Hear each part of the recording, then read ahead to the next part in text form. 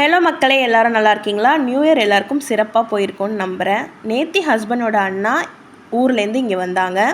அப்பா, அம்மா, மாமனார், மாமியார் எல்லாரும் சேர்ந்து இந்த மாதிரி வெளிநாட்டில் இருக்க நமக்கு தேவையான திங்ஸ், அவங்களுக்கு விருப்பமான திங்ஸ் எல்லாம் சென்ட் பண்ணும்போது அதோட எமோஷன் வேறு லெவலில் இருக்கும்.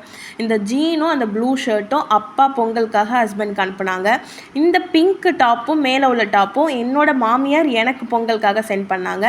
அந்த 2 டாப் என் ஹஸ்பண்ட் எனக்கு, இந்த டிஷர்ட் நான் என் ஹஸ்பண்ட்க்கு நான் ஆர்டர் பண்ணி எடுத்துகிட்டு வர சொல்லியிருந்தோம்.